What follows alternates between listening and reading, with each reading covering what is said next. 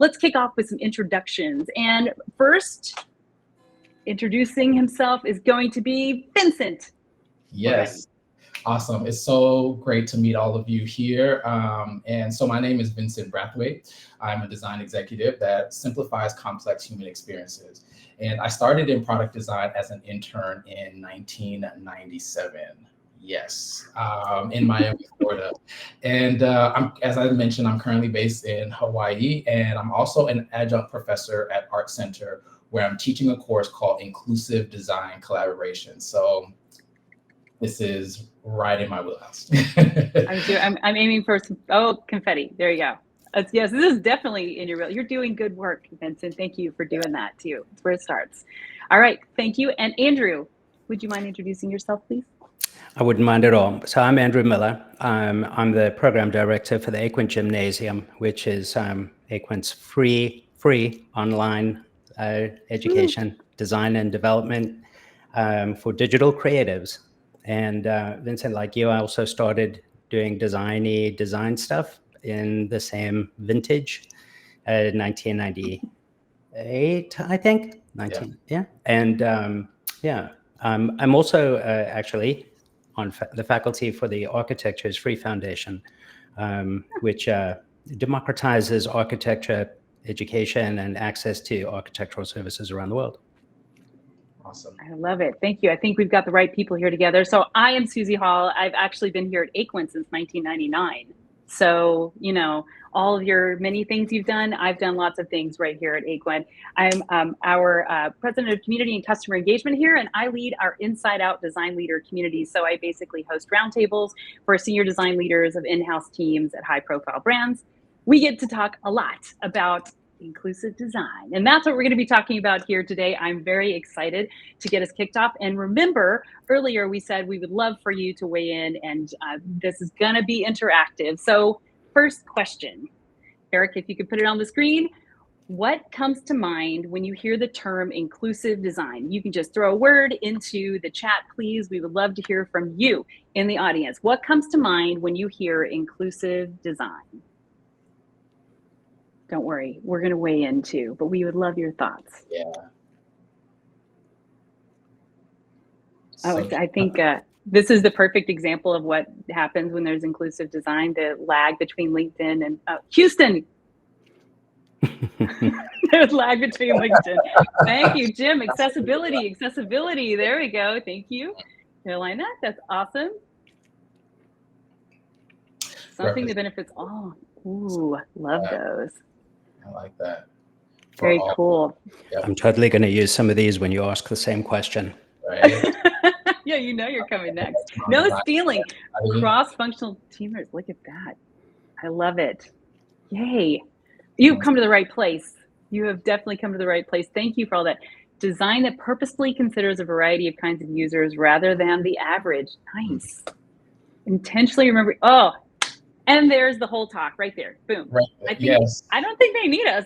Did we plant these folks? She nailed it. She basically, I mean, maybe I should come off screen and pronounce your name. We're just going to read. Audience participation segment. I love it. Global inclusive design is design that all race groups, genders can access easily. I love it. Okay, so thank you for sharing your thoughts in here. Andrew, we would love your thoughts. So what comes to mind for you when you hear inclusive design? Oh gosh. Well, so it's very easy to think about failures, right? Those are the epic stories. But last week I was in Cambridge, Massachusetts, and crossing a street, and I noticed that the push button for the walk was really easy to push.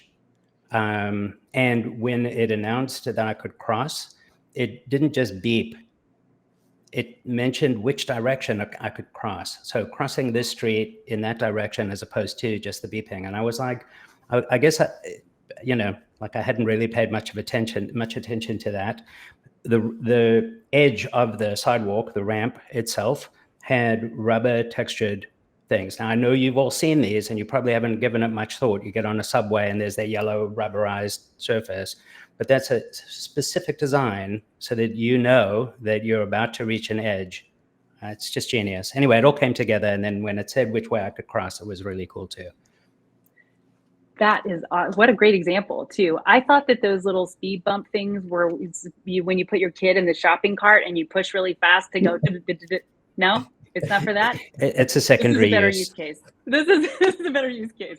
So thank you for that. That's a really awesome example. Vincent, what comes to mind for you when you hear inclusive design? For me, I have to refer to Kate Holmes in her book Mismatch. She has a really great definition for inclusive design. So I'm going to read it to you all. A methodology that enables and draws on the full range of human diversity. Most importantly, this means including and learning from people with a range of perspectives. For me, that is what inclusive design is. It is considering all kinds of people as it relates to the work that we do and the products that we create. I love it. So great. Of course, you have an awesome textbook answer, which is really fantastic. Yay. And thank you, Katie, for putting the link. So the link's there in the chat to Mismatch by Kat. Thank you so much for sharing that. So yeah, inclusive design, it means a lot of things to a lot of people. I think we're definitely all talking about the same sort of definition. So like we've come to the right place. So our topic for today is, why do inclusive design efforts fail and what you can do about it? So we did a little prep to get to our conversation here today, and we came up with a few reasons why inclusive design efforts seem to fail. So I'm going to share a few just broadly right now. One of them is lack of executive support. If you don't have executive support for inclusive design throughout the organization, it can be more difficult to make sure people are making time for it. And another reason is that leaders are unable to make space for their teams. I know Aquent did a recent talent insights report. Katie, if you could put that link in the chat as well, that talked about high-performing teams, and high-performing teams embrace and encourage diverse perspectives. So we know inclusive design actually helps, but do leaders have time for it?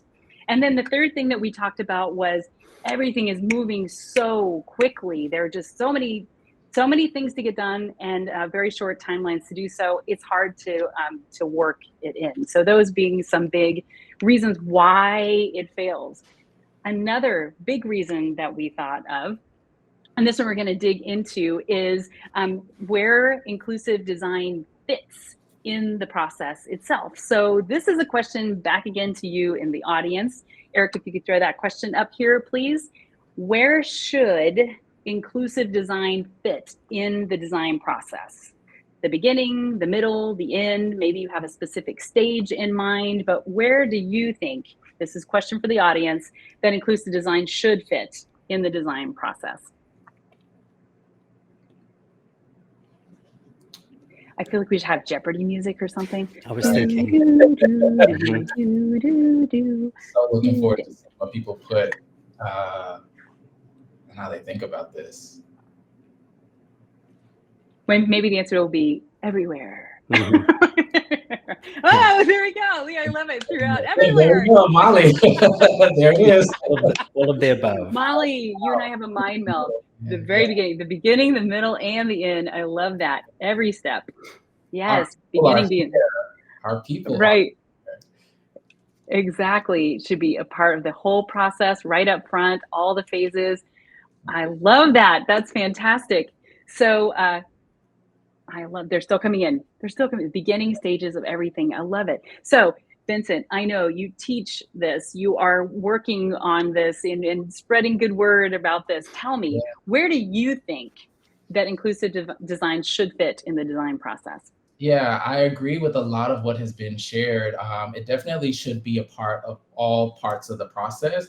I will say, though, that it should begin at the very beginning, right? And not even to what you might think and what people might be assuming when I say that. I actually think it begins with you, with the individual. Before you even get into the process of doing the work, that's where inclusive design starts. Whoa, that's deep.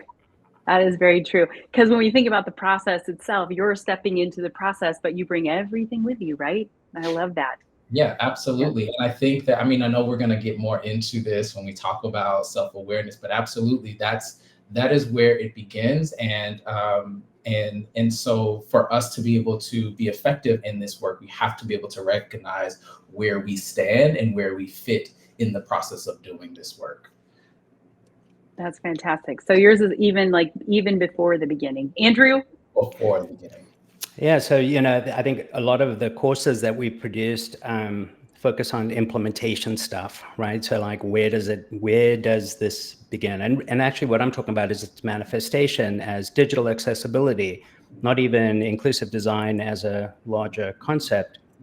And so quite often I think there are people who think that maybe it's not in their job description or it's not their responsibility. Like, if I'm not writing alt tags, do I need to be concerned about this?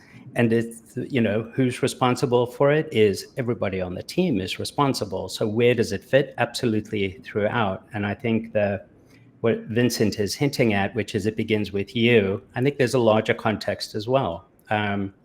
Your organization has to be able to support that type of thinking to begin with. I don't want to jump too far down into the details, but that's my short answer. That's not very short. Yeah. That's very good answer. Yes. So I think we're all in agreement that it can't be left to chance, right? And it can't be, hey, everything's done. Would you just check it and make sure it's accessible, right? It can't, which I think, I will ask, in your experience, where's the most common place that inclusive design is put in the process? When a mistake has been made. Totally. When there's a lawsuit. Yeah. When you have when there's legal pressure. Yep, absolutely. And by that time, obviously, it's too late, but that's oftentimes where the awareness of bringing it into the process is made, and the importance of it is seen after people have been impacted by it, after the business has been impacted by it. That's oftentimes when we see the need to start to consider or reconsider how we go about building our products and how we go about including people, etc. Yeah, I think when you're doing that kind of cleanup, there's a tendency to point a finger and say, like, well, who should have done this? And you can keep on pointing your finger all the way to the very top, right? Yep. I think there's systematic failures that happen. There are cultural failures that are happening. It renders itself as a broken alt tag, an image that, a button that can't be clicked. To me, when it's there, it's so far late. And the other thing is that a lot of people misunderstand the impact of a mistake like that. It's not just to the individual user who's trying to complete an order online or trying to get through a phone menu or something like that. It's their entire ecosystem, the people who are there, friends and family, they hear about this, the caretakers, etc. Anybody who's associated with that person who's impacted by exclusive design will effectively be impacted by exclusive design. Yeah, I totally agree with you. Yeah, absolutely. I mean, I want to share an example. I don't know if this would be a good time to do so. Go. I'll take your cue, but because Andrew talked about exclusive design and the impact, I want to sort of jog everyone's memory to the first generation Apple Watch and when that was launched. And if you remember when that was launched, there was the sensor that was used for the health-related features such as heart rate monitoring and blood oxygen level measurements. They weren't calibrated well enough to work on people who had darker skin tones or people who had tattoos, right? And so the green light that was used wasn't penetrating through those with a higher melanin. And so obviously people who are excited about getting the new Apple Watch and wanting to use this really great feature were experiencing issues with it. And, for whatever reason, they could have assumed, or not whatever reason, but they could have assumed that it was something that they didn't do correctly. But either way, they were impacted by the fact that they weren't able to access this particular feature. And so many people complained about it, and eventually Apple went back and fixed the issue. And since then, we don't have that issue anymore. But, people who either had tattoos or people with more melanin in their skin during this time, but potentially may have felt isolated because they weren't being able to explore the rich features of this new technology and this watch. They were made to maybe feel different and maybe feeling like something is wrong with me. But either way, the impact on those individuals who experienced this first generation watch did not have a positive experience when something like this occurs. And so that is an example of sort of that impact that it can have when we are not being inclusive in the products that we are creating, when we look at the entire experience and life cycle of that product. Yeah. Well, and obviously the example that you're giving there, it is a fixable problem. They fixed it. It could have been fixed before launch and had, a broader impact or a more positive impact to everyone. So that leads us to the what to do about it, right? Mm-hmm. So there's obviously a problem. I think everybody gets that. And I love here, I just want to call out, we've got a cool chat here. Giuseppe, thank you for putting your thoughts in here about inclusive design. You are right. It's not enough to put ourselves in someone else's shoes. We should be able to walk in them too. This means receiving, interpreting, and strategically implementing that feedback, however it comes to fit the needs of our audience. It's really great. From first planning meeting to finalizing production with wiggle room to adjust intelligently on the fly. I love that. And thank you, LinkedIn user. If they had done testing, it would have been an inclusive product. So the importance of testing, I know we're going to get to that too, but Andrew, I know you have some thoughts on what can leaders do to help get inclusive design into the process and make it more prevalent. More better. More better. That's the word I was looking for. More better. Well, so I think that I think prioritizing it is key. I think you operationalize it in your projects by first making, say, digital accessibility an actual requirement, a requirement that would be prioritized, like there'll be pictures on the website, or when you push the button, the thing will work. Like that's a requirement. It needs to be digitally accessible. And from the get-go, I think when you think about developing your personas and understanding your users, keep reiterating to yourself, like you're not the user. Anything that you're able to do isn't a guarantee that everyone is able to do that. I think when designers are armed with those images of the personas that are represented in their designs, mm-hmm. Who are those people? Is everybody there, right? So keeping that in mind, I think another thing, of course, would be to make sure that everybody is well trained in inclusive design strategies. I think that there are some fantastic resources, in particular, and someone mentioned this, the Microsoft Inclusive Design Handbook, which is, it's absolute gold. But I think also, that a design leader needs to be able to argue the value of this and to prove the value of it in terms of return on investment to their stakeholders. Yep. How do you convince a business that this is a wise approach, and not threatening with because you could get sued, because that's, but just in terms of reaching much wider audiences in ways that are much more meaningful for them. Yeah. I love that. And Vincent, this is where you get to talk about the bring yourself. This is so it. Excited. Thank you, Andrew. So I will +1 to everything that Andrew has shared, and I will take it a step further and say that we have to also go beyond the processes that we set in place, right? And remember that we are humans, right? And this is where we bring in the idea around self-awareness and situational awareness. I think these are great places to start for design leaders to become more inclusive. Now, when I talk about self-awareness, I am talking about the ability to understand and perceive what makes you who you are as an individual, right? And when I talk about when I bring up situational awareness, I'm talking about the ability to perceive, understand, and anticipate what is happening around you, right? There's also a study done by Tasha Eurich. She also has a TED Talk where she talks about self-awareness. And so there is a study that she did to explore how self-aware leaders are. And so during her study with thousands of leaders, they weren't necessarily design leaders, but they were leaders nonetheless, that 95% of the people thought they were self-aware, when in reality, only 10 to 15% of people actually are self-aware. So this is an opportunity for us to be able to really tap into this awareness of who we are. And it considers 3 areas. It considers cognition, what are we thinking? Emotion, how are we feeling? And behaviors, what are we doing?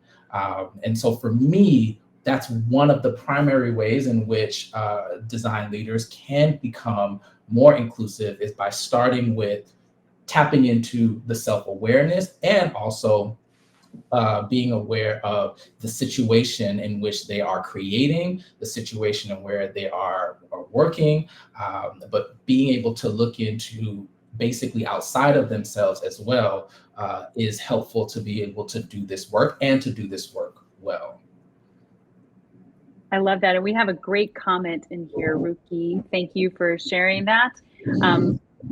There is a mentality in business that you can't please everyone. This mentality is disruptive to advocating for inclusive practices and decision making. So there is that, like, check yourself, love that. But when you go to advocate for inclusive design, you may run up against people saying, great, that's just you. That's just, you're just one. So that's a big hurdle. What are your thoughts on that, Vincent? Yeah, it is a hurdle. And I actually, I want to give this example, and I hope this example doesn't take us too far off. And it's not really an example, it's more of an analogy, right? Because what essentially that comment is speaking to is this potentially this idea that even self-awareness and situational awareness cannot and does not really, it's difficult to exist in the spaces that we create. And so the analogy is like driving a car. Driving a car, if you've ever driven a car, right, which I have, you're operating in both self-awareness and situational awareness, right? With driving a car, you are aware in terms of, you know, what you're thinking about to navigate on the road, the emotions of how you're feeling, whether it's rage, road rage, or frustration, or anxiety, or excitement and joy based on the music that you might be playing, right? And then the behavior and how we show up, this impacts how we're switching lanes, how fast we're driving, etc. So this is that opportunity. This is us operating in that self-awareness. And then when it comes to situational awareness, we are aware of the traffic flow, the weather conditions. We then interpret that into making decisions on how fast we're going to drive, or whether or not we're going to slow down or switch lanes because somebody in front of us is driving too fast. My point in bringing this up is that we are currently already operating in this capacity of tapping into self-awareness and situational awareness when the issue is life or death, because we have to pay attention to how we're driving because our life is on the line. And the same thing is true when it comes to this work and as it relates to inclusive design, tapping into both self-awareness and situational awareness. Although our lives aren't necessarily on the line, it's not a life or death thing, but the impact is still great in terms of how it's going to make people feel, the decisions that they're going to make about how they feel about themselves or how they show up in the world. And so when it comes to advocating for other people based on that, the comment that was shared, it's really not so much about it's a them problem, not an our problem, because if at the end of the day, we are all in agreement that the work that we're doing is to support and to help other people, then we have to be concerned and considerate of those who might be experiencing our products or our services. I feel like I think this is where the fireworks go off. Oh, yeah. There you go. That was awesome, Vincent. Way to weave all of that together and really bring it to something everybody can see and feel. And I mean, actually, Andrew, I think you have a motorcycle, so maybe this is like a deeper example for you. The motorcycle takes it even exponentially further. Absolutely, especially riding in Boston. But I think that there's a valuable concrete connection here, and that is the us and them. It's you, it's not me. It's the identifying that there's someone else who's got an issue, and it's not the product, right? And it's there's a really great illustration in the Microsoft handbook that shows this idea of having a permanent disability, a temporary one, and a situational one, right? The permanent one being that you've lost an extremity, right? And there's like 26,000 people in a year who lose an extremity, which is terrible. But there are 13 million people who have a temporary exclusion there because they've sprained an arm or they've broken a hand or something. And then there's like 26 million people who, for a moment, are holding a baby, struggling with luggage, that kind of thing, right? And so it's not an individual with a single problem. It affects all of us in a different way. We're all we're all the same in that way. Yes. And there's something relatable for everybody when you think through all the situations that we're in life and where we would need some kind of accommodation. I love that. So we do have a great question/comment here from Lais. Eric, did you put that back up? Sorry, I can only see Andrew chin up and I needed to see the buttons on his shirt. Boom, we're good now. So thank you for putting this question comment in. So what about people leading inclusive design, not being inclusive at the workplace, like not giving space to the ones that should, but stepping, the most important or unique person that can represent the subject at the company? How do you make them accountable, or how do you make space for the ones that should be part of the conversation? So I don't know, either of you have it. Vincent, I see you about to talk. You're doing it. Go. I'll let Andrew take this one first. Okay. Yeah, go ahead, Andrew. Gosh, I mean, that's a big question. I'm thinking back to when you first asked, where do we put this in the design process? And when I was sketching out my notes earlier, I was like, you do it at the point where you're picking where you just decide who your audience is, or you're segmenting your audience. And then it's like, well, no, you actually need to make sure that the people on the team are being heard. And then it's like, well, then you've got to make sure that the team is being heard.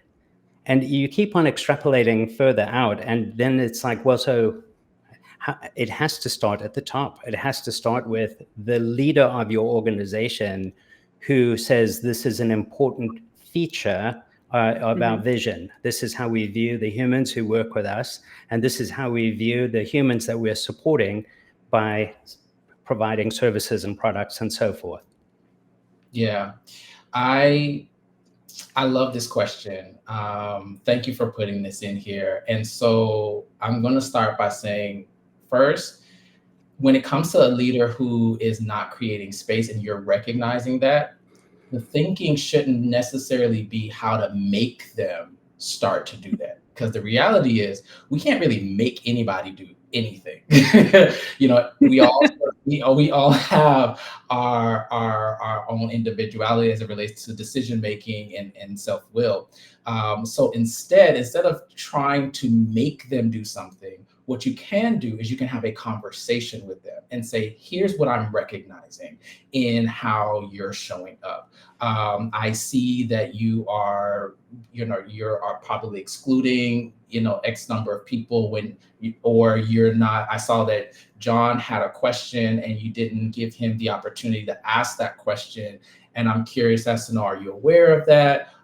Or I'm curious to know why is that the case, right? Having the question or having the conversation with the leader who is not creating space allows for a dialogue where you can start to gain an understanding of how this person is showing up, because the reality is that they may not even be aware that they are doing said activity, or they might be. And in that conversation, that's when you'll learn that, and you can then be able to navigate that conversation accordingly based on the understanding that you get from that leader. But at the end of the day, you can't when it comes to doing this work, we really can't make anybody do anything, Right. but we can bring awareness to what is occurring and start to have a dialogue about it that's going to allow us to move forward and progress. I love that. And it's getting to why. What you're describing is getting to why. And I think we sometimes bring our own thoughts about why someone is making the choices that they're doing. And it's often surprising when you open the conversation why they're doing what they're doing. It can make change. So I love that. And as a follow-on to that, Molly, thank you for putting this question into the chat. We definitely need to include diverse folks in our user testing process, whether that be race, disability, gender, et cetera. Do you have any tips on how best to find and recruit a good variety of humans and to do it kindly? Thoughts on that? Yes, I do. I have recently had a conversation with a gentleman not too long ago about this topic. This is all my world. But no, he was sharing with me, he's a hiring manager, design hiring manager, and he was sharing with me his experience of going through the interview process and the people that came to him in terms of the interviewees. And he was noticing that, a lot of the people, they weren't as diverse when it comes to the candidates that he saw. And so he noticed it, but he didn't really take any steps further to investigate as to why. Instead, what he assumed, because this was given to someone else to do, he assumed because he was only seeing maybe 3 Black designers out of the 100 that he might have interviewed, he just assumed that there weren't many Black designers who were interested in doing this work, and that or that they just did not exist, right? And that's a huge assumption that oftentimes does find its way into showing up when going through this process of hiring. But to your question, though, the reason I bring that up is because I encouraged him to then go to those who were responsible for bringing him the candidates and ask them, where did you go to find these people? Did we go to the places that we normally go? Did we ask the people that look like us to tap into their friends network because they might have more people that look like them? And so you're going to reproduce the same people over and over, right? In terms of the candidacy.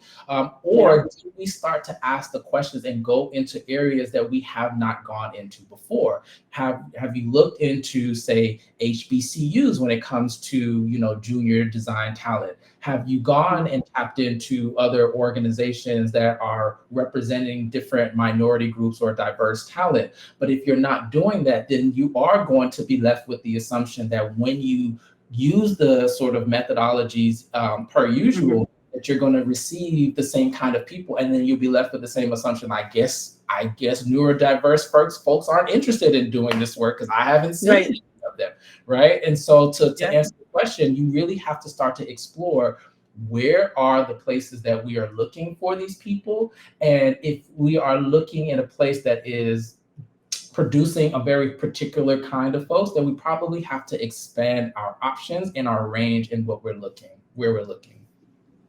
I love it. Well, this is a quick question, then we'll move to our next actual question. Would you explain what an HBCU is, Vincent? I know you mentioned that.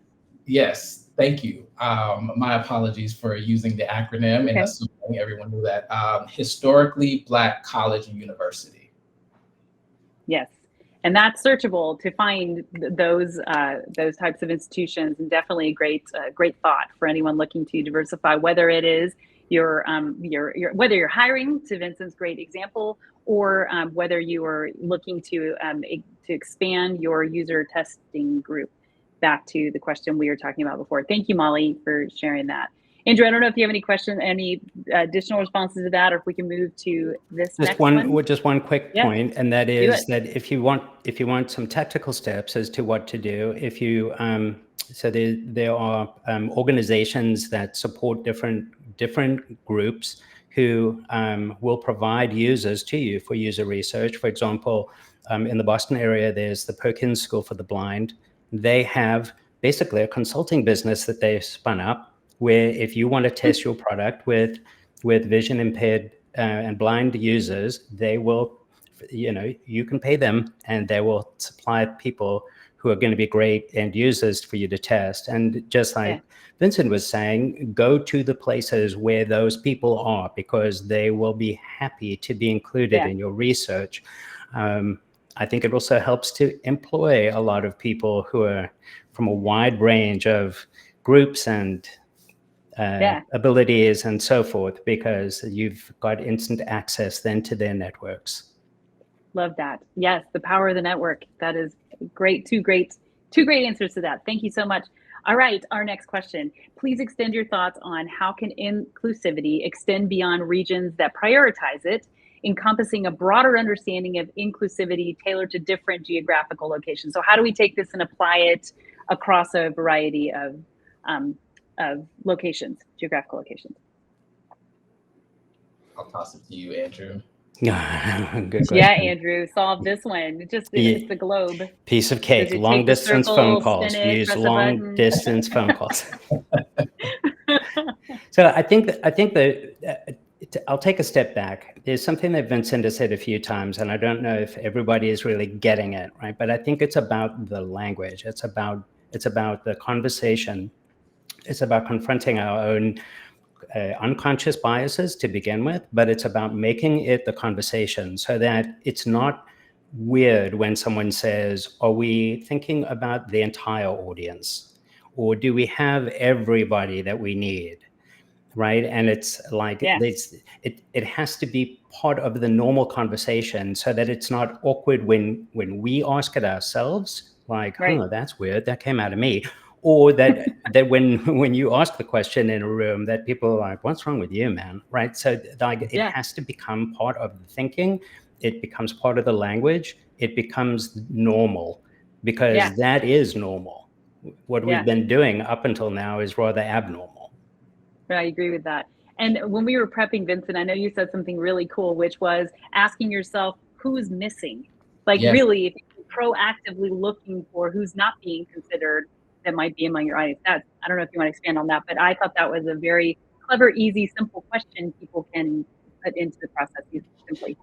Yeah, absolutely. And thank you for bringing that back up. Yeah, it's a question that as a default, I ask. And why it's a default for me, and I'll get to this question, I think this leads to that, is that I, as a Black man in the United States, as a designer, I have oftentimes been a minority within certain sectors, right? And I have been, specifically within design, when I talk into certain rooms or in certain landscapes within design, I see myself as one of few. And so what that allows for me to do is it allows for me to have a heightened sense of awareness of my presence as it relates to all of the other people that are there. So when I come into a room where I am one of few and there are other people, there are potentially other people who could be in this room with me, I ask myself, who is missing? The other reason why I ask myself that question is because it goes back to where I grew up and my experience before I got even into this field. I grew up in Miami, Florida. I grew up in a predominantly Black neighborhood, but I went to a school that was very diverse. It was a design school. And so I was constantly surrounded in my growing up, from, elementary all the way even to college, in environments where I constantly saw a mixture of people that did not look like me. And so when I get into environments where they all pretty much look very one-sided or look very similar, my default is that question, who is missing, because I have that reference of being exposed to a diversity of people. And so if someone who does not have that experience, and I was speaking to someone who they've gone through their education, they've gone through a big part of their life where they've only saw people who look just like them. So when they get into an environment now, a corporate environment, and they see the same thing, it doesn't raise a red flag for them because that's normal, right? Versus if I go into the same environment, I'm raising a red flag because that's not normal for me. And so what it does require, to get to what Andrew said in the question, is that it does require a level of recognition as it relates to how does the larger context in terms of the US and the people that we know that exist in the world, how do they show up, or what do they look like, and does that reflect the environment that I am in? And that's how we can start to bring it into a larger context. To Andrew's point, yes, it's having the conversation and starting to ask the question of who's missing, or what are we not considering, or who are we not considering as it relates to the work. And for some people, it's going to be a little bit more difficult than others, because again, their experience or their past experience, the way in which they think, that their cognition is going to be influential into how they decide to press the issue. I love that. I think this transitions nicely to another question that we just got here in the chat. Do you think there should be a different approach to designing something that is universally usable versus designing something that is specifically targeted for a user from a marginalized or minority group? Well, I love this question, because I think it just depends, right? This is, this is the world design. It depends. It really does depend on what is it that you are actually creating, right?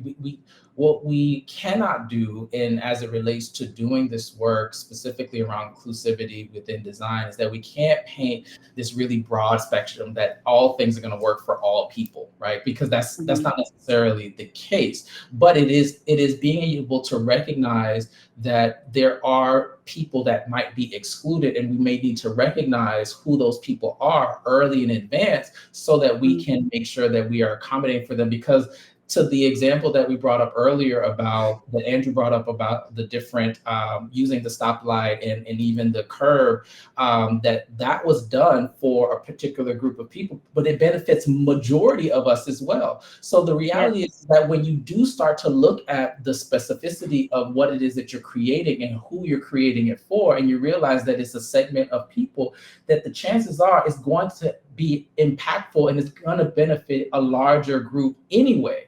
And so it really, again, does depend on what it is that you're building. But yes, you definitely want to make sure that you are designing it for the people who oftentimes, or who might be excluded from the use of that product. Yeah, I love that. Andrew, thoughts on this one? Yeah, I'd add that the question is kind of an interesting one, in that there's this idea that you can have a universally usable product, and like Vincent said, like that's an absurd idea, that there is something that's universally usable. I think the issue is that things are designed with this expectation that they are universally usable. And when you say, well, so in which universe, and usable by whom? Like, describe your user. That user sounds a great deal like the dominant majority, the dominant culture, the dominant class, and that's not universal. That's not so. I think the goal should be to be designing for something that is universally usable, but recasting what you think of as the universe, and understanding that your view of the universe may be really, really narrow, really, really close to the tip of your nose, and it's actually not that. Yeah. But when you start to include these questions, like who's going to be using this, what's the picture of the persona in the design studio, right? And if it's anything that is painfully typical, then you're already looking too narrowly. Go beyond that. Right. I totally agree. I love the tone of this. Really is asking questions. It is opening conversations. It is making things normal, baking it into processes. I really think the journey, what you're saying, the journey of this is to help people not think about it, or not have to think about it. Like, this should just be the way design happens, not just, an afterthought or a simple checkbox or whatever. So great questions here today. I'm watching the time, so we just have a few minutes left. Does anyone else have any other questions here in the chat? If not, we have some parting thoughts. I would love to just go, Vincent. Yeah. Add, as we're looking for any other questions, to what you just said, Susie, in that this is not a sprint doing this work. It's a marathon. It's going to require the repetitive efforts of us training our muscle as it relates to how we think, as it relates to how we show up. And so doing this over and over and over, constantly asking the question of who's missing and who's not in the room, or how are we testing this, or who are we testing this with, although it may feel a little uncomfortable if you're not already doing that. But you have to continue to do it so that, to your point, Susie, it becomes a part of normal. So when you're in situations where the product cycle has been shortened and now you have to get something out the door very quickly and you don't have the opportunity to have these kinds of considerations or thoughtfulness as it relates to the building or it relates to the hiring, that by you practicing and building this muscle and doing this repetitively, that your default now, when you get into these situations, is going to be something similar to this, so that you don't run into the issue where you do something and it ends up impacting people in a negative way. And now you lose a lot of money and the brand reputation gets tainted because of it, so it is about considering this as a marathon and not a sprint. And so try not to rush into trying to solve it, but really looking at taking your time and just building in the processes, the thinking, the patterns that you need to be able to make this work. Oh, we got a big question here at the end. Thanks, Jen. So I'm sorry, Andrew, I know you probably have some thoughts, but I'm certain you'll have thoughts on this. So how do you handle bringing in inclusivity in potentially hostile environments, like conservative areas or businesses that might not value inclusive design or seem to value inclusive design? Right? Yeah. All yours. Yes. No way, Vincent. Leave this one for Andrew. Yeah, it's what I'll reiterate the point that Vincent made, which is you can't make anybody do anything. And so to me, it's about as we as individuals learn more about the amazing range of human ability, we all end up making better choices, right? We are enlightened one step further.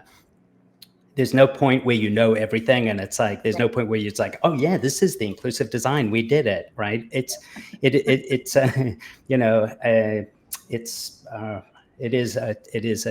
a journey, obviously. Yeah. Although I hate that phrase because it's such right. Like come on, it's a journey. marathon. Like it never gets there, right? But so I think it's a journey of discovery for individuals and organizations and groups. I think that the best way I've found to bring people to being open to learning and understanding more is to make it concrete for them. And so every single person has been excluded for some purpose. And even if you think of your prototypical person who has never been excluded, they have been. And if you can find out a way to make it real for them so that they can understand that it's like, no, you need to understand that it's reasonable to ask the question, how would that person feel if they heard that? How is that person going to respond?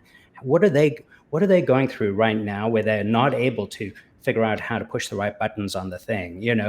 I think normalizing that conversation and making it real is the best way. There's some people who just are hell-bent on never knowing, never understanding, and they've been leaning into ignorance, and I don't know. I can't waste my time. That's right. This is where I cut you off. I'm kidding. I'm kidding. Vincent, any other thoughts on that? I know we're basically.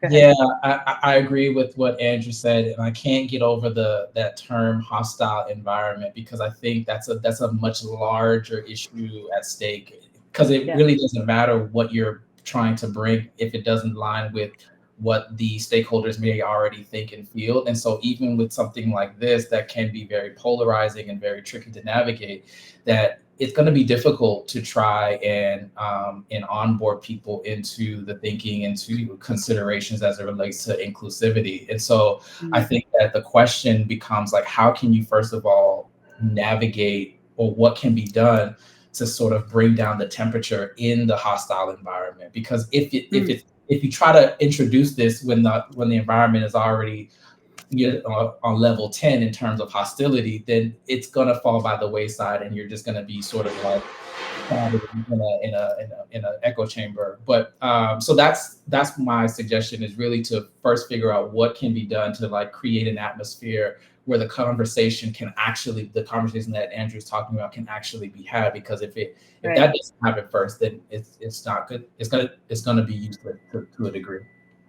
Yes, I totally agree with you.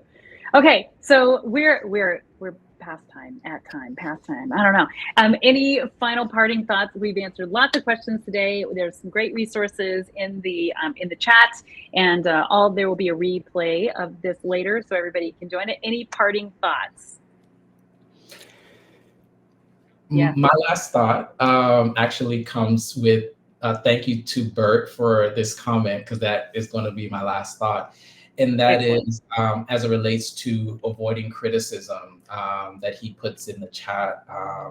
And the reality is, as it relates to doing this work, there's going to be criticism, right? There's going to be people who are opposed to asking the question of who's missing. There's going to be people who are opposed to even your suggestions as it relates to doing things differently and creating a systemic approach to how we create our products and how we hire, etc. You have to then, this goes back to self-awareness. You have to then go back and ask yourself, is this important enough for me to advocate for? Is this reflecting of core values of what I see work and how I see the things that we're doing? And really look beyond the criticism and really look to how is it supporting oneself and how is it then also impacting other people? Because when you can make that alignment as it relates to how you're showing up, how you're thinking, and then how that's also impacting others, and that as your sort of like North Star, then the criticism really is just noise, and you will always have noise in this space. And so you have to navigate past the noise in order to do this work. I love it. That is a fabulous parting. And thank you so much, Bert, for putting that question into the chat. Andrew, final thought. Yeah, there's no avoiding criticism. You have to invite it almost, right? Because that's one way to bring people around. I think sometimes maybe it's a way that you're expressing that persona in particular, where perhaps it can be more generalized and then it won't raise a flag to the critics. But just exactly what Vincent said. You got to do that. Yeah. Just do that. Just do what he said. If you take nothing else for today, just do what Vincent says. That's what I'm saying. And speaking of which, if you'd like to connect with Vincent, if we could throw Vincent's link here in the chat. Vincent, thank you so much for spending time with us here today. You really are doing great work out there, and it's much, much appreciated. Thanks for taking your time to share that here with us. And Andrew, you are also doing great work out there. Thank you for what Gymnasium is doing to help support accessibility and inclusive design. I really appreciate you both and your perspectives. So thanks for being here. We're gonna clock out, but this was wonderful. All right. Thank you for having me. Thanks, everybody.